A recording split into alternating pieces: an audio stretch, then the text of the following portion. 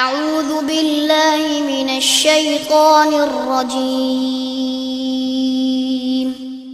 بسم الله الرحمن الرحيم الحمد لله نحمده ونستعينه ونستغفره ونعوذ بالله من شرور أنفسنا ومن سيئات أعمالنا من يهده الله فلا مضل له ومن يضلل فلا هادي له وأشهد أن لا إله إلا الله وحده لا شريك له وأشهد أن محمدا عبده ورسوله يا أيها الذين آمنوا اتقوا الله حق تقاته ولا تموتن إلا وأنتم مسلمون يا أيها الناس اتقوا ربكم الذي خلقكم من نفس واحدة وخلق منها زوجها وبث منهما رجالا كثيرا ونساء واتقوا الله الذي تساءلون به والأرحام إن الله كان عليكم رقيبا يا أيها الذين آمنوا اتقوا الله وقولوا قولا سديدا يصلح لكم أعمالكم ويغفر لكم ذنوبكم ومن يطع الله ورسوله فقد فاز فوزا عظيما أما بعد فإن خير الحديث كتاب الله وخير الهدي هدي محمد صلى الله عليه وسلم وشر الأمور محدثاتها وكل محدثة بدعة وكل بدعة ضلالة وكل ضلالة في النار. قال تعالى يا أهل الكتاب لم تحاجون في إبراهيم وما أنزلت التوراة والإنجيل إلا من بعدي أفلا تعقلون. سورہ آل عمران آیت نمبر 65. اللہ رب العزت اس آیت میں مخاطب ہیں اہل کتاب سے، یعنی کہ یہودیوں اور عیسائیوں سے. چنانچہ اللہ تعالیٰ کہہ رہے ہیں کہ اے اہل کتاب، تم کیوں ابراہیم کے بارے میں جھگڑا کرتے ہو جب کہ تورات و انجیل نہیں اتاری گئی مگر ان کے بعد؟ پس کیا تم عقل نہیں کرتے؟ پس کیا تم سمجھتے نہیں ہو؟ یا اہل الکتاب، یا حرف ندا ہے، اس کا معنی کیا ہوتا ہے؟ اے اہل الکتاب، کتاب والو. کتاب جو ہے یہ لفظ جنس ہے، اس سے مراد آسمانی کتابیں ہیں. تو اے اہل کتاب، اے کتاب والو، اس سے مراد کون ہیں؟ یہودی اور عیسائی، کیونکہ تورات و انجیل ہی وہ کتابیں ہیں جن کا وجود نبی علیہ الصلوۃ والسلام کے زمانے تک تھا اور جن کے ذریعے لوگ ہدایت حاصل کرنے کی کوشش کیا کرتے تھے. تو اس لیے قرآن حکیم میں اہل کتاب سے مراد یہودیوں اور عیسائیوں کو لیا جاتا ہے. لما، یہ اصل میں دو الفاظ ہیں، لام اور ما. ما استفہامیہ ہے، ما سوالیہ ہے. تو ما استفہامیہ پہ جب لام حرف جر آیا تو ما کے آخر سے الف جو ہے اس کو گرا دیا گیا. اب کیا کہتے ہیں؟ لما. جیسے اللہ تعالیٰ ایک اور مقام پہ کہتے ہیں عما یتساءلون. وہ عما بھی اصل میں کیا؟ عن اور ما، کس چیز کے بارے میں وہ ایک دوسرے سے سوال کرتے ہیں. اور یہاں پہ ہے لما، کس لیے؟ تو حاجون، تم جھگڑا کرتے ہو. تو حاجون فعل مضارع ہے جمع کے لیے، اس کا واحد کیا ہوگا؟ تو حاجو، تو جھگڑا کرتا ہے. تو حاجونا، تم جھگڑا کرتے ہو. فی ابراہیم، ابراہیم کے بارے میں. ابراہیم سے مراد کون ہے؟ اللہ کے نبی ابراہیم، جنہیں اللہ کا خلیل بھی کہا جاتا ہے. وما، واو حالیہ ہے، جبکہ حالانکہ. ما نافیہ ہے، نہیں. انزلت فعل ماضی ہے، مجہول کے لیے ہے اور یہ واحد ہے. انزلت اتاری گئی. اور یہاں پہ ہم دیکھ رہے ہیں کہ تا کے نیچے زیر ہے، کسرہ ہے. تو یہ زیر کیوں ہے؟ یہ ملانے کے لیے. وما انزلت التوراۃ، جبکہ تورات نہیں اتاری گئی. والانجیل، اور انجیل نہیں اتاری گئی. الا من بعدی، مگر اس کے بعد. کس کے بعد؟ ابراہیم علیہ السلام کے بعد. تورات وہ آسمانی کتاب ہے جو موسیٰ علیہ السلام پہ نازل ہوئی اور انجیل وہ آسمانی کتاب ہے جو عیسیٰ علیہ السلام پہ نازل ہوئی۔ افلا تعقلون، حمزہ جو ہے یہ استفہام کے لیے ہے، سوال کرنے کے لیے ہے، کیا؟ فا جو ہے عطف کے لیے ہے، لا یہ نفی کے لیے ہے، نہیں کا معنی ہے۔ تعقلون فعل مضارع ہے جمع کے لیے، تعقلون تم عقل کرتے ہو، تم سمجھتے ہو، اس کا واحد کیا؟ تعقلو، تو عقل کرتا ہے، تو سمجھتا ہے، تو افلا تعقلون کا معنی یہ ہوا پس کیا تم سمجھتے نہیں ہو، پس کیا تم عقل نہیں کرتے ہو۔ اب ہم آتے ہیں اس آیت کی تفسیر کی طرف۔ اللہ رب العزت اس آیت میں یہودیوں اور عیسائیوں کو ڈانٹ رہے ہیں۔ کیوں ڈانٹ رہے ہیں؟ کیونکہ یہودی یہ دعویٰ کرتے تھے کہ ابراہیم علیہ السلام یہودیوں کے دین پہ تھے، اور عیسائی یہ دعویٰ کرتے تھے کہ عیسیٰ علیہ السلام عیسائیوں کے دین پہ تھے۔ تو اللہ رب العزت نے انہیں ڈانٹتے ہوئے کہا اور ان کے اس دعوے پہ انکار کرتے ہوئے کہا کہ تم کیوں ابراہیم کے بارے میں جھگڑا کرتے ہو، جبکہ تورات و انجیل ان کے بعد نازل کی گئی ہیں۔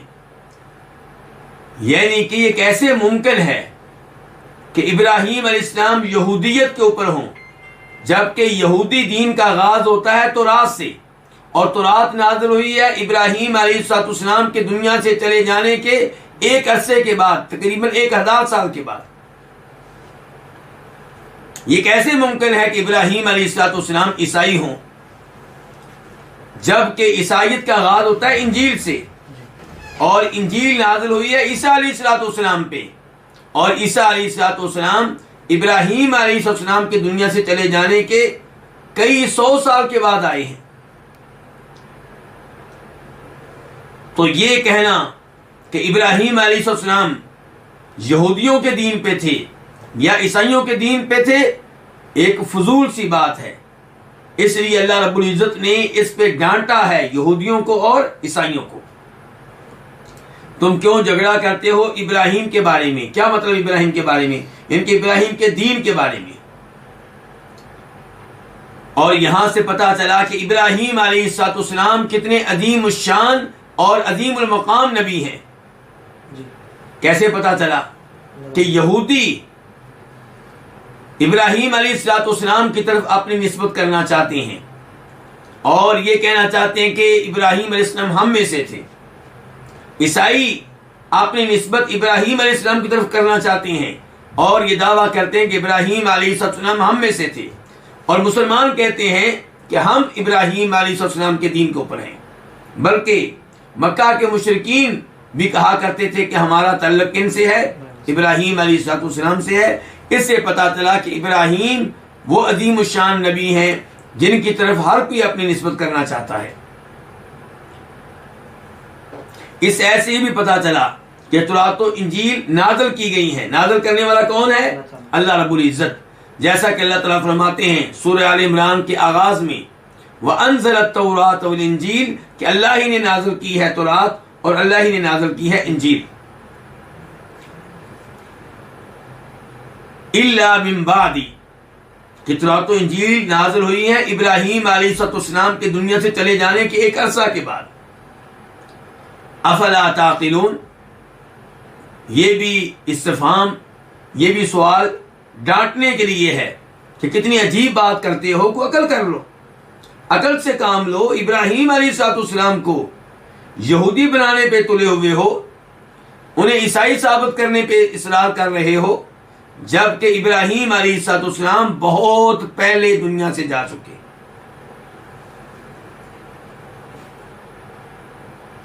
اس کے بعد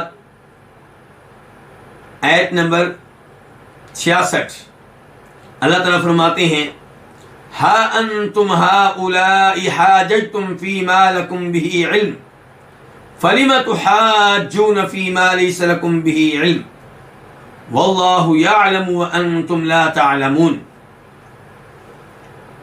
خبردار تم وہی ہو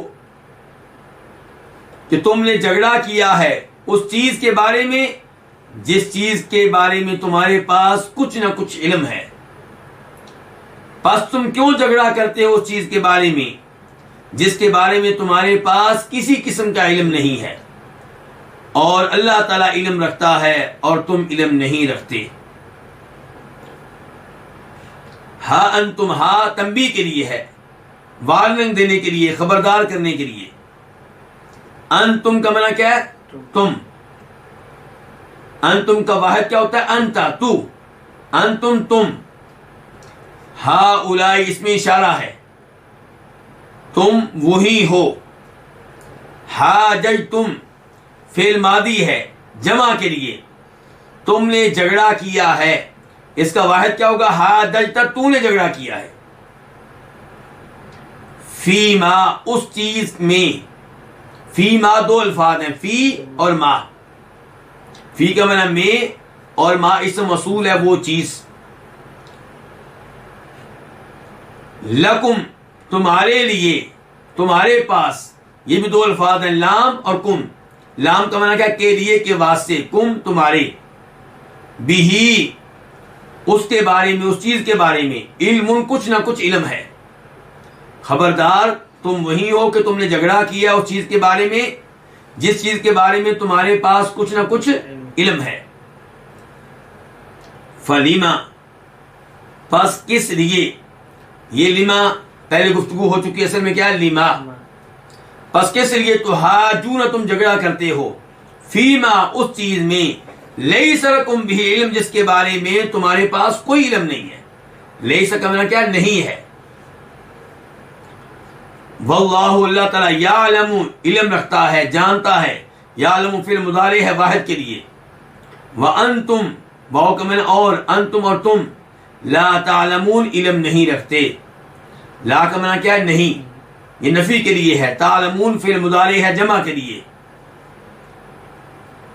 اس آیت کی تفسیر کیا ہے؟ اس آیت میں اللہ رب العزت یہودیوں اور عیسائیوں سے ہی مخاطب ہیں اور ان سے کہہ رہے ہیں کہ تم نے جھگڑا کیا ہے اس چیز کے بارے میں جس چیز کے بارے میں تمہارے پاس کچھ نہ کچھ علم تھا۔ وہ کیا ہے؟ وہ جھگڑا موسیٰ علیہ السلام کے بارے میں، عیسیٰ علیہ السلام کے بارے میں، یعنی کہ تم نے یہ دعویٰ کیا کہ تم موسیٰ علیہ السلام کے دین پہ ہو، عیسائیوں نے دعویٰ کیا کہ ہم عیسیٰ علیہ السلام کے دین پہ ہیں، حالانکہ دونوں ہی اپنے اپنے نبی کے دین پہ نہیں ہیں۔ ایسے ہی تم نے جھگڑا کیا، یہودیوں نے کہا ہم تورات پہ عمل پیرا ہیں، عیسائیوں نے کہا ہم تورات و انجیل دونوں پہ عمل پیرا ہیں۔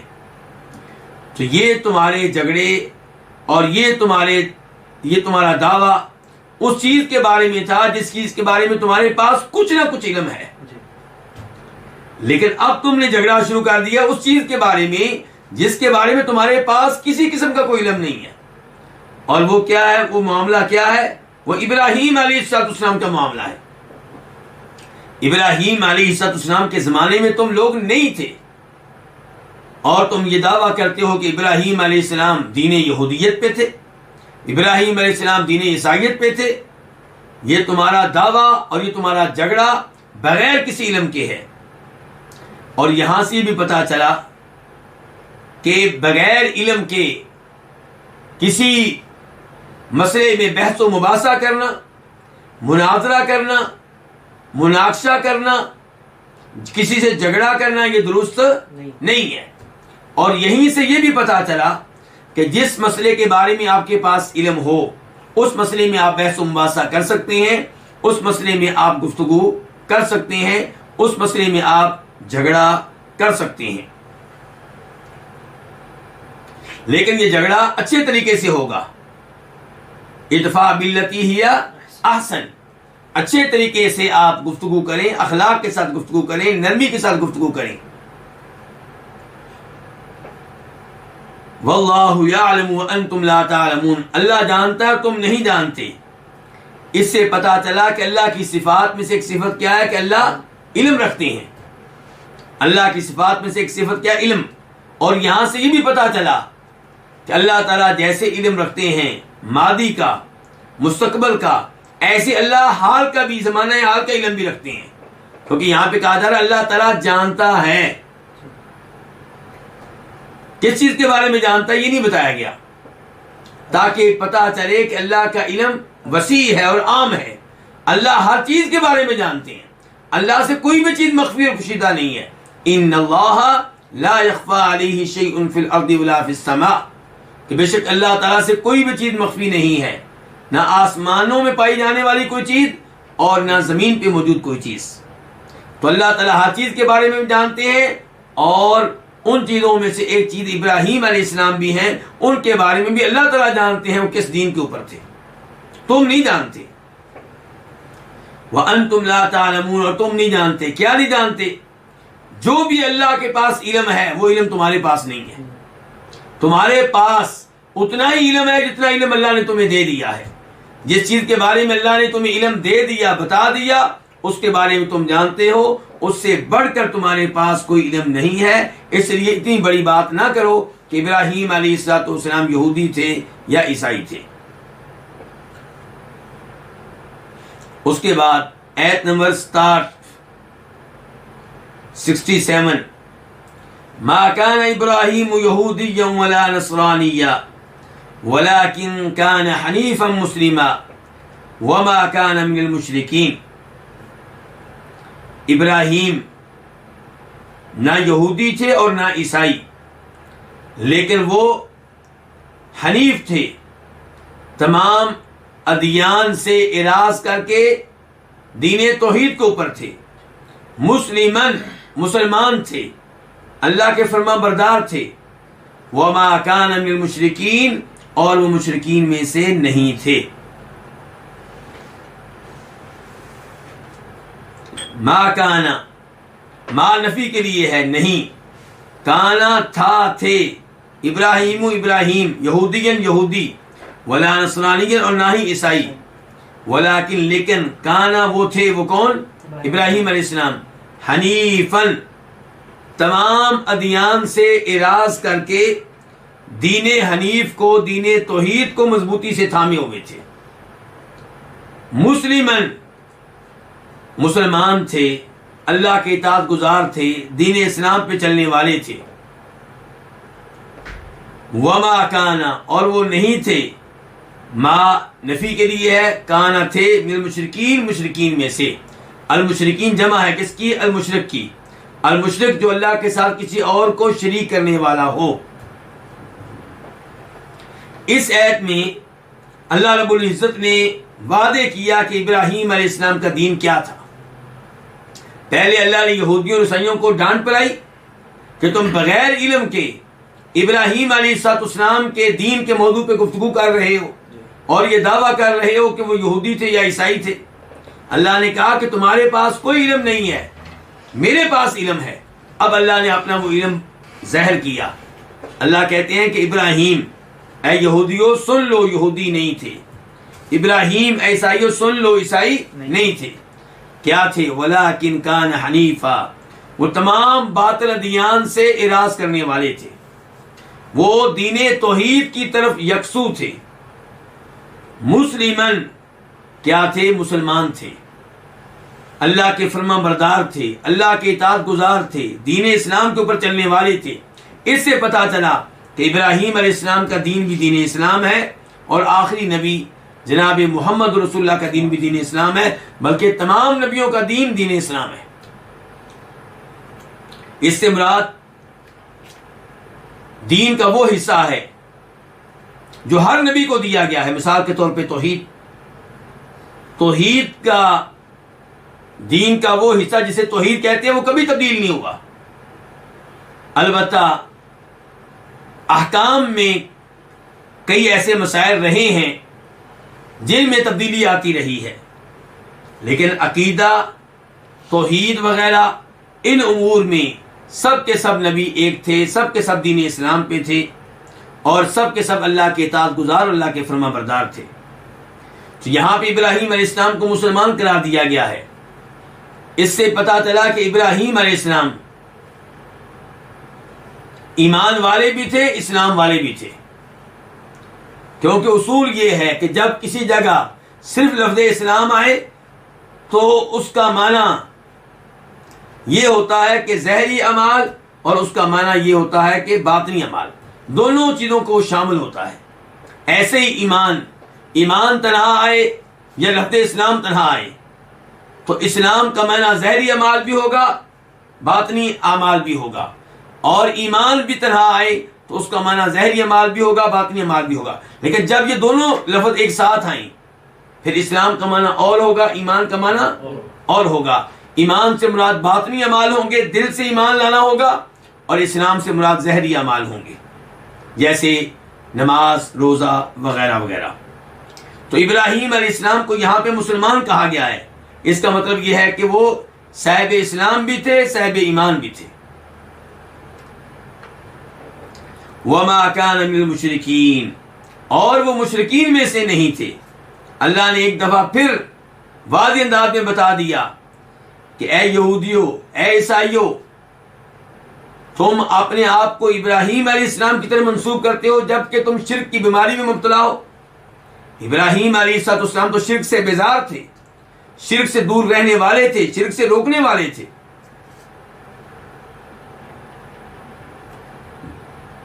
اس کے بعد آیت نمبر 68، ان اول الناس بابراہیم للذین اتبعوہ وہذا النبی والذین آمنوا واللہ ولی المؤمنین، بے شک لوگوں میں سے سب سے زیادہ ابراہیم علیہ السلام سے تعلق رکھنے والے، بے شک لوگوں میں سے سب سے زیادہ ابراہیم علیہ السلام کے حقدار کون ہیں؟ للذین، البتہ وہ لوگ ہیں، اتبعوہ، جنہوں نے ان کی پیروی کی، کن کی؟ ابراہیم علیہ السلام کی۔ وہذا النبی، اور یہ نبی ہیں، والذین آمنوا، اور وہ لوگ ہیں جو ایمان لائے، واللہ ولی المؤمنین، اور اللہ تعالی مومنوں کا دوست ہے۔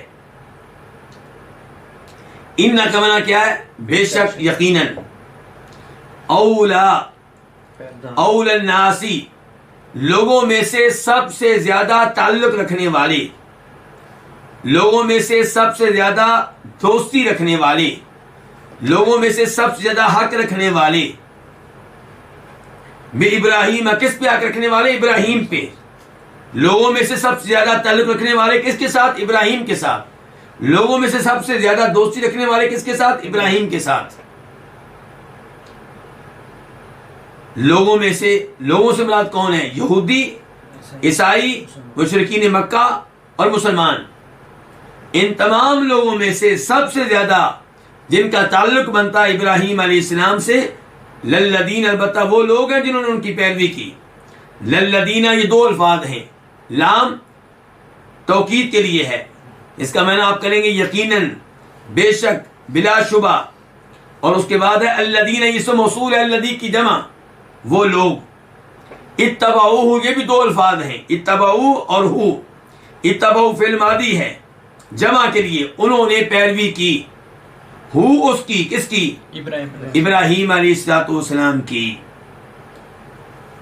وہذا النبی، اور یہ نبی ہیں، اس میں اشارہ ہمارے نبی جناب محمد صلی اللہ علیہ وسلم کی طرف ہے۔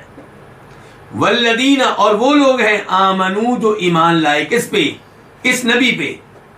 کون سے نبی؟ نبی محمد صلی اللہ علیہ وسلم پہ۔ آمنو فعل ماضی ہے، جمع کے لیے، وہ ایمان لائے۔ واللہ، اللہ تعالی، ولی، دوست ہے، المؤمنین، مومنوں کا، المؤمنین جمع ہے، اس کا واحد کیا؟ المؤمن، ایمان لانے والا۔ اس آیت کی تفسیر کیا ہے؟ اس آیت میں اللہ تعالیٰ وعدے کر رہے ہیں کہ ابراہیم علیہ السلام پہ ہر کوئی اپنا دعویٰ جتاتا ہے۔ یہودی کہتے ہیں کہ ہمارے دین پہ تھے، عیسائی کہتے ہیں ہمارے دین پہ تھے، مشرکین مکہ کہتے ہیں ہم ان کے دین کے اوپر ہیں، اور مسلمان کہتے ہیں کہ ہمارا تعلق بنتا ہے ابراہیم علیہ السلام سے۔ تو اللہ نے جو کامل علم والے ہیں اپنا فیصلہ سنا دیا۔ اللہ کا فیصلہ کیا ہے کہ ابراہیم علیہ السلام کے ساتھ سب سے اچھا تعلق رکھنے والے کون ہیں؟ وہ لوگ جنہوں نے ان کے زمانے میں ان کی پیروی کی، جنہوں نے ان کا کلمہ پڑھا تھا، اور جنہوں نے ان کے فوت ہونے کے بعد ان کے دین کو اپنایا، ان کے نقش قدم پہ چلے۔ اور اس کے بعد ابراہیم علیہ السلام کے ساتھ تعلق بنتا ہے اس نبی کا، جناب محمد صلی اللہ علیہ وسلم کا، جو ابراہیم علیہ السلام کی طرح توحید کے اوپر ہیں، ان کی طرح شرک سے بیزار ہیں، ان کی طرح توحید کی دعوت دینے والے ہیں، ان کی طرح شرک سے روکنے والے ہیں۔ اور تیسرے نمبر پہ ابراہیم علیہ السلام سے تعلق بنتا ہے والذین آمنوا، ان لوگوں کا جو ایمان لائے ہیں جناب محمد صلی اللہ علیہ وسلم پہ۔ تو مومن جو ہے ان کا تعلق بنتا ہے ابراہیم علیہ السلام سے، توحید والا تعلق، درست عقیدے والا تعلق۔ اور جو شرک میں مبتلا ہوں یہودیوں کی طرح، شرک میں مبتلا ہوں عیسائیوں کی طرح، ان کا ابراہیم علیہ السلام سے کیا تعلق ہے؟ چاہے وہ دعویٰ کرتے رہیں، ایسے دعوے کا کوئی فائدہ نہیں ہے۔ اس ایت سے ہمارے نبی علیہ السلام کی شان بھی معلوم ہوتی ہے کہ اللہ تعالیٰ نے آپ کی طرف اشارہ کیا ہے اور کہا ہے کہ یہ نبی، اور اشارہ اس لفظ کے ساتھ کیا ہے جو قریب کی طرف اشارہ کرنے کے لیے آتا ہے، ہادا۔ اللہ نے یہ نہیں کہا ذالکا، کیا کہا؟ ہادا، یعنی کہ اللہ یہ کہہ رہے ہیں کہ ابراہیم علیہ السلام سے تعلق بنتا ہے ان پہ ایمان لانے والوں کا اور اس نبی کا جو ہمارے بہت قریب ہے۔ اس سے آپ کی شان معلوم ہوتی ہے، آپ کا مقام و مرتبہ معلوم ہوتا ہے۔ والذین آمنوا، اور ایمان والوں کی شان بھی معلوم ہوتی ہے کہ درست دین کو اختیار کرنے کی وجہ سے، توحید کو اختیار کرنے کی وجہ سے ان کا تعلق کس سے قائم ہو رہا ہے؟ ابراہیم علیہ السلام سے، جو ہزاروں سال پہلے دنیا سے جا چکے ہیں۔ تو یہ کس کی وجہ سے ہے؟ توحید کی وجہ سے۔ یہ توحید کی برکت ہے، یہ دین اسلام کی برکت ہے، یہ نبی علیہ السلام کا پیروکار بننے اور آپ کا کلمہ پڑھنے کی برکت اور فائدہ ہے۔ اس کے بعد اللہ تعالیٰ فرما رہے ہیں واللہ ولی المؤمنین، اور اللہ تعالیٰ مومنوں کے ولی ہیں، اللہ تعالیٰ مومنوں کے دوست ہیں۔ جی ہاں، اللہ تعالیٰ نے اس معاملے کے تذکرہ کئی مقامات پہ کیا ہے۔ مثال کے طور پہ سورہ بقرہ میں اللہ ولی الذین آمنوا یخرجہم من الظلمات الی النور والذین کفروا اولیاءہم الطاغوت یخرجونہم من النور الی الظلمات اولئک اصحاب النار هم فیہا خالدون۔ اللہ تعالیٰ فرماتے ہیں کہ اللہ ایمان والوں کا دوست ہے، چنانچہ اللہ تعالیٰ ایمان والوں کو تاریکیوں سے نکال کر نور کی طرف لے کر آتا ہے، شرک کے راستوں سے نکال کر توحید کے راستے کی طرف لے کر آتا ہے، جنت کے راستے کی طرف لے کر آتا ہے۔ اور وہ لوگ جو کافر ہیں ان کے دوست کون ہیں؟ طاغوت، وہ انہیں نور سے نکال کر اندھیرے کی طرف لے جاتے ہیں، روشنی سے نکال کر تاریکیوں کی طرف لے جاتے ہیں۔ تو اس سے ایسے پتہ چلا کہ اللہ تعالیٰ مومنوں کے دوست ہیں، اور اللہ تعالیٰ کا دوست ہونا، اللہ تعالیٰ کی ولایت، ولی سے لفظ کیا ہوگا؟ ولایت۔ اللہ تعالیٰ کی ولایت دو طرح کی ہے، ایک اللہ کی ولایت عامہ اور ایک اللہ کی ولایت خاصہ۔ یہاں پہ تذکرہ ہے ولایت خاصہ کا، کہ اللہ تعالیٰ خصوصی طور پہ ولی ہے، دوست ہے کن کا؟ مومنوں کا۔ اور کبھی کبھی لفظ استعمال ہوتا ہے یہ عمومی اعتبار سے، عمومی لحاظ سے۔ مثال کے طور پہ سورہ نام میں اللہ تعالیٰ فرماتے ہیں ثم ردوا الی اللہ مولاہم الحق، پھر لوگوں کو لٹایا جائے گا، لایا جائے گا اللہ کی طرف جو کہ ان کا سچا مولا ہے۔ تو لفظ مولا بھی اسی سے ہوتا ہے، تو وہاں مولا کا معنی کیا ہے؟ جو ان کا سچا مالک ہے۔ تو اللہ تعالیٰ کی ولایت عامہ یعنی کہ اللہ ہر ایک کے مالک ہیں، مسلمانوں کے بھی، کافروں کے بھی، نیکی کرنے والوں کے بھی اور فاسق و فاجر لوگوں کے بھی۔ اللہ تعالیٰ سب کے مالک ہیں، سب کو پیدا کرنے والے اللہ تعالیٰ ہیں، سب کو رزق دینے والے اللہ تعالیٰ ہیں، سب کے امور کی تدبیر کرنے والے اللہ تعالیٰ ہیں۔ اس لحاظ سے اللہ تعالیٰ سب کا مولا ہے، مسلمانوں کا بھی، کافروں کا بھی۔ لیکن جن کا اللہ تعالیٰ مولا خاص ہے وہ کون ہے؟ مومن اور مسلمان۔ اور اس سے یہ پتہ چلا کہ ایمان کی کیا شان ہے، ایمان کی کیا فضیلت ہے، کہ ایمان کی وجہ سے آپ کو اللہ تعالیٰ کی دوستی ملتی ہے، ایمان کی وجہ سے آپ کو ابراہیم علیہ السلام کی دوستی ملتی ہے، ایمان کی وجہ سے آپ کا تعلق قائم ہوتا ہے ابراہیم علیہ السلام کے ساتھ، اور ایمان کی برکت سے آپ کا تعلق قائم ہوتا ہے اللہ رب العزت کے ساتھ۔ اور جب اللہ نے یہ کہہ دیا کہ اللہ تعالیٰ دوست ہے، ولی ہے کن کا؟ مومنوں کا، اس سے یہ بھی پیغام ملا کہ جو کوئی ایمان میں زیادہ مضبوط ہوگا اسے اللہ تعالیٰ کی اسی قدر بہتر انداز میں ولایت ملے گی، دوستی ملے گی، اور جو ایمان میں کمزور ہوگا اسے اللہ تعالیٰ کی دوستی میں سے کم حصہ ملے گا، کمزور حصہ ملے گا، اعلیٰ حصہ نہیں ملے گا۔ تو یہاں سے ہمیں یہ پیغام مل رہا ہے کہ اگر آپ چاہتے ہیں کہ اللہ کی دوستی سے آپ کو وافر حصہ ملے تو آپ اپنے ایمان کو مضبوط بنائیں، اپنے ایمان کو بلند و بالا کرنے کی کوشش کریں۔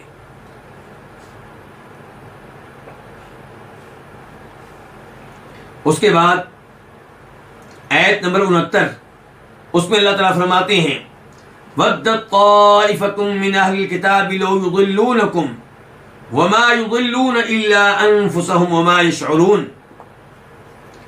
اہل کتاب میں سے ایک گروہ نے چاہا، اہل کتاب میں سے ایک گروہ کی چاہت ہے کہ لو یضلونکم، کہ وہ تمہیں گمراہ کر دیں، وما یضلون الا انفسهم، اور وہ نہیں گمراہ کر رہے مگر اپنے آپ کو، وما یشعرون، اور وہ شعور نہیں رکھتے۔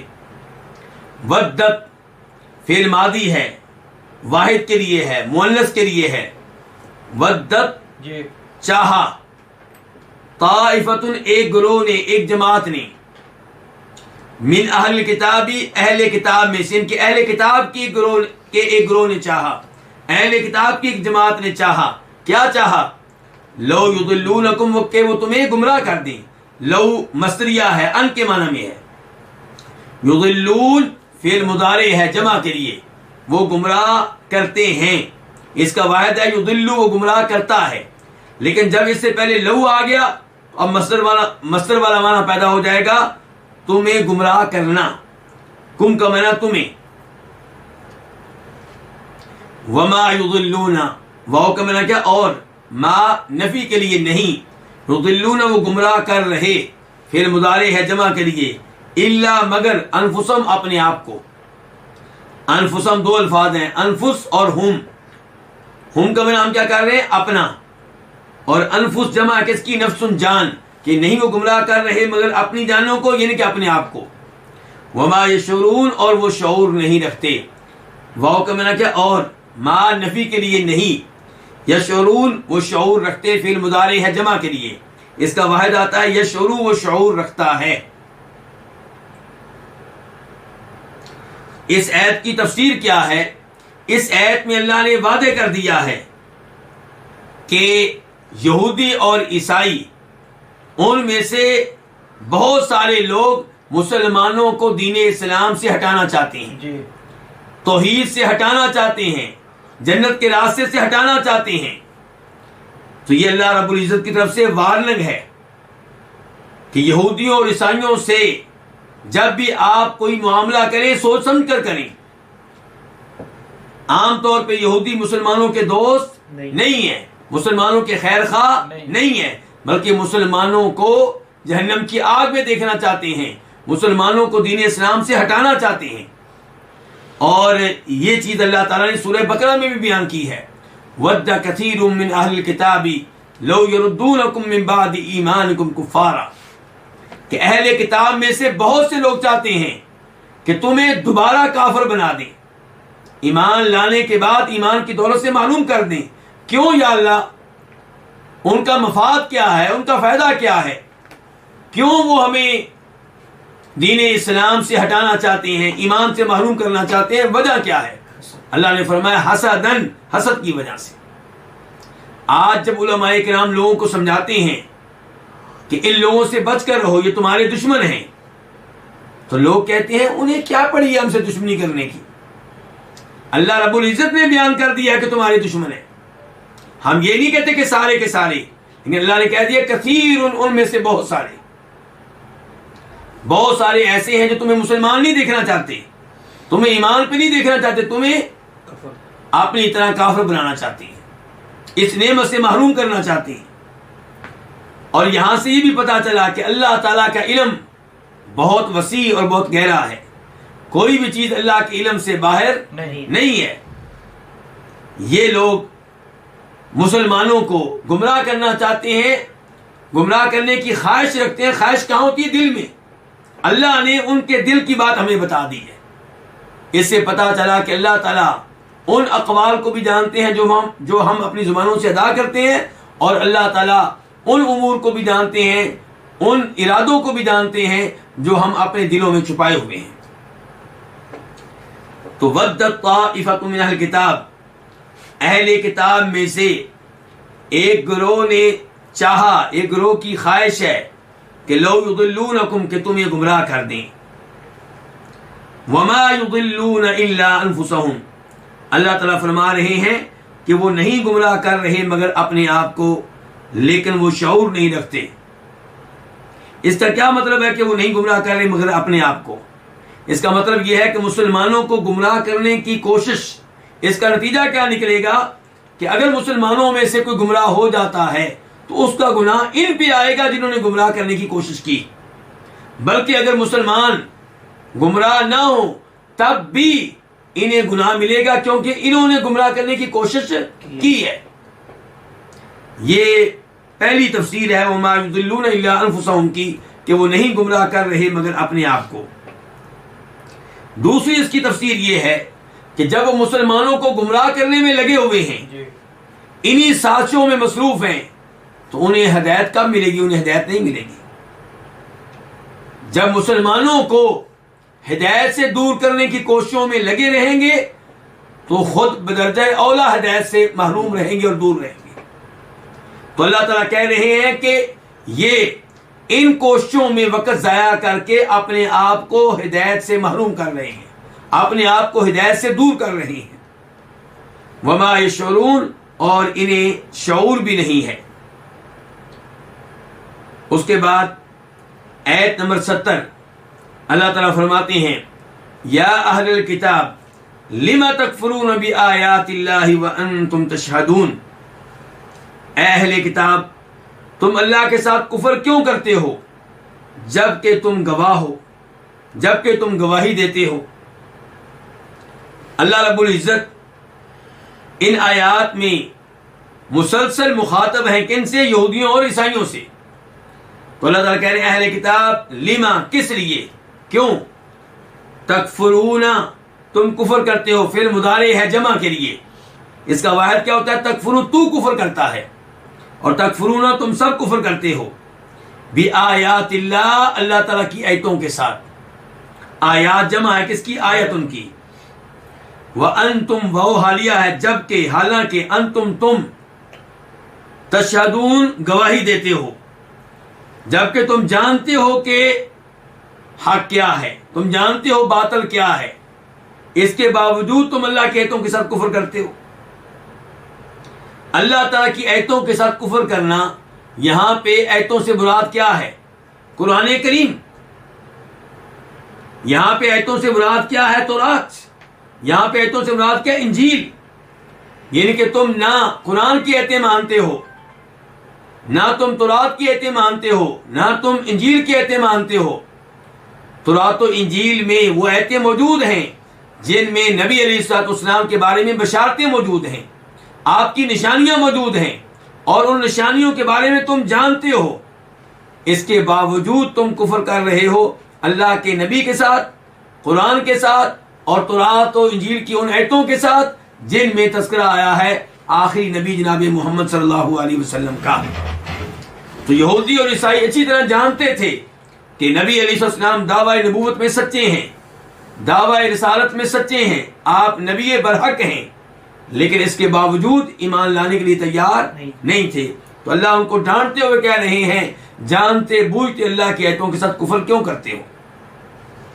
اللہ تعالیٰ فرماتے ہیں سورہ توبہ میں، معذرت کے ساتھ سورہ بقرہ میں، الذین آتیناہم الکتاب یعرفونہ کما یعرفون ابناءہم، جن کو ہم نے کتاب دی ہے وہ نبی علیہ الصلوۃ والسلام کو ایسے ہی پہچانتے ہیں جیسے اپنے بیٹوں کو پہچانتے ہیں۔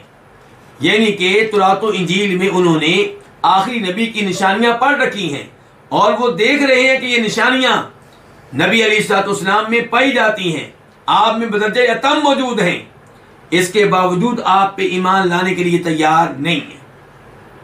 ایک اور مقام پہ اللہ نے کہا فلما جاءہم ما عرفوا کفروا بہ، کہ جب ان یہودیوں اور عیسائیوں کے پاس وہ آ گیا جس کو یہ پہچانتے ہیں.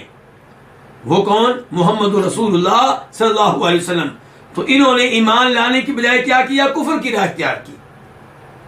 تو اس آیت میں بھی، آیت نمبر 70 میں بھی جو ہم پڑھ رہے ہیں، اللہ تعالیٰ کہہ رہے ہیں اے یہودیو اور عیسائیو، تم اللہ کی آیتوں کے ساتھ کیوں کفر کرتے ہو جب کہ تم گواہ ہو اس حق کے اوپر. تم جانتے ہو کہ نبی علیہ السلام اللہ کے سچے نبی اور سچے رسول ہیں. اس کے بعد آیت نمبر 71 اللہ تعالیٰ فرماتے ہیں یا اہل الکتاب لما تلبسون الحق بالباطل وتکتمون الحق وانتم تعلمون. اہل کتاب، تم حق کو باطل کے ساتھ کیوں خلط ملط کر دیتے ہو اور تم حق کو چھپاتے ہو جبکہ تم علم رکھتے ہو. یا اہل الکتاب، یہاں پہ بھی مخاطب کون ہے؟ یہودی اور عیسائی. لما، اس کی وضاحت پہلے ہو چکی ہے. کس لیے؟ تلبسونا، تم خلط ملط کرتے ہو. فعل مضارع ہے جمع کے لیے. اس کا واحد کیا ہوتا ہے؟ تلبسو. تو خلط ملط کرتا ہے، تم خلط ملط کرتے ہو حق کو کس کے ساتھ؟ باطل کے ساتھ. حق اور باطل کو مکس کر دیتے ہو. وَتَكْتُمُونَ الْحَقَّ، اور تم حق کو چھپاتے ہو. تکتمون فعل مضارع ہے جمع کے لیے. اس کا واحد کیا ہے؟ تکتمو، تو چھپاتا ہے. الحق کس کو؟ حق کو. وَأَنْتُمْ تَعْلَمُونَ، جبکہ تم علم رکھتے ہو، جبکہ تم جانتے ہو. یہ کہ تم حق کو چھپاتے ہو جبکہ تم حق کو جانتے ہو. تمہیں حق کے بارے میں علم ہے پھر بھی تم چھپاتے ہو. حق کو باطل کے ساتھ مکس کرنے کی ایک مثال اللہ تعالیٰ فرماتے ہیں سورہ بقرہ میں آیت نمبر 62 میں ان الذین آمنوا والذین ہادوا والنصارى والصابئین من آمن باللہ والیوم الآخر وعمل صالحا فلہم اجرہم عند ربہم ولا خوف علیہم ولا هم یحزنون. اس آیت کو لے کر کئی یہودی اور کئی عیسائی یہ دعویٰ کرتے ہیں کہ ہم بھی مومن ہیں اور ہم بھی جنت میں جائیں گے. کیوں؟ کہتے ہیں تمہارے قرآن کی آیت ہے، اس کو دھیان سے پڑھو. اللہ تعالیٰ کہہ رہے ہیں اس آیت میں کہ بے شک وہ لوگ جو ایمان لائے اور وہ لوگ جو یہودی ہوئے اور عیسائی اور سابی، جو بھی اللہ پہ ایمان لے آئے اور آخرت پہ ایمان لے آئے، اس کے لیے اس کے رب کے ہاں کیا ہے؟ اجر و ثواب ہے. اور ایسے لوگوں پہ کوئی ڈر نہیں ہوگا، کوئی خوف نہیں ہوگا اور انہیں کوئی غم بھی نہیں ہوگا.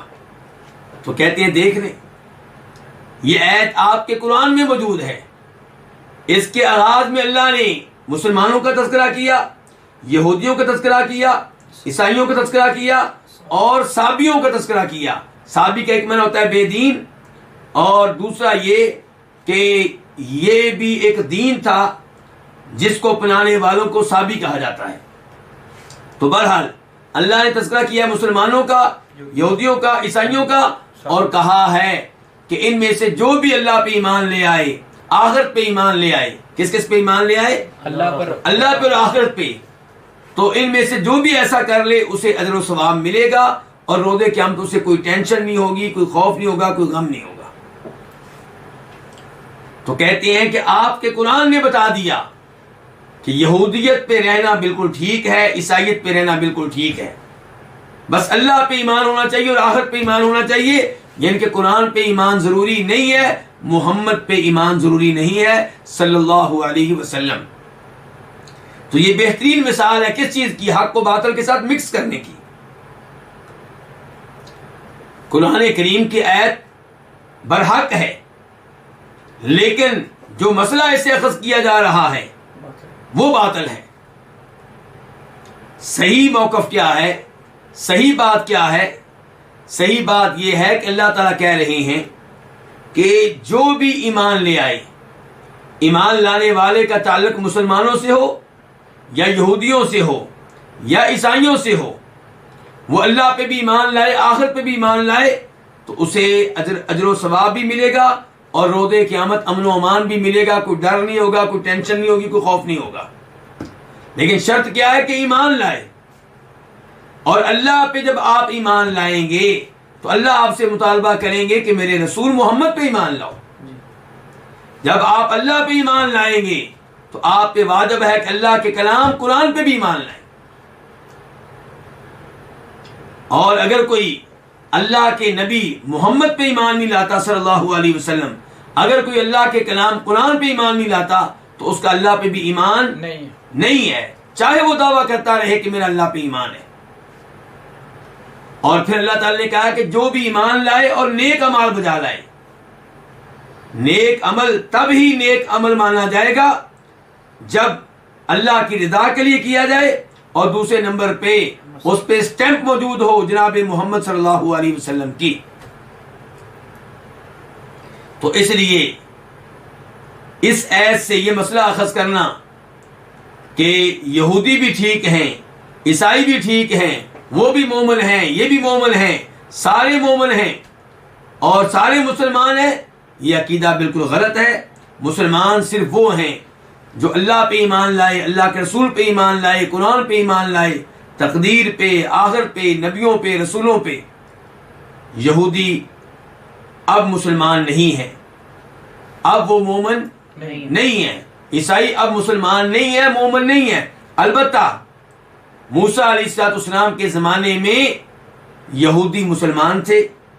عیسیٰ علیہ السلام کی شریعت جب تک موجود رہی ان کے ماننے والے، کلمہ پڑھنے والے، وہ کیا تھے؟ مسلمان تھے. لیکن نبی علیہ السلام کی آمد کے بعد کوئی اور دین قابل قبول نہیں ہے. اللہ تعالیٰ کہتے ہیں ان الدین عند اللہ الاسلام، جو دین اللہ کے ہاں قابل قبول ہے، جو دین اللہ کے ہاں معتبر ہے، وہ صرف اسلام ہے. اللہ تعالیٰ کہتے ہیں وَمَن يَبْتَغِ غَيْرَ الْإِسْلَامِ دِينًا فَلَن يُقْبَلَ مِنْهُ، جو دین اسلام کے علاوہ کوئی اور دین طلب کرے گا تو اس کا وہ دین قابل قبول نہیں ہوگا اور وہ آخرت میں خسارے میں رہے گا، گھاٹے میں رہے گا، نقصان میں رہے گا، یعنی کہ جنت سے محروم رہے گا، جہنم اس کا ٹھکانہ ہوگا. اللہ رب العزت سے دعا ہے کہ اللہ تعالی ہمیں صحیح معنوں میں قرآن حکیم سمجھنے کی توفیق عنایت فرمائے. وآخر دعوانا ان الحمد للہ رب العالمین.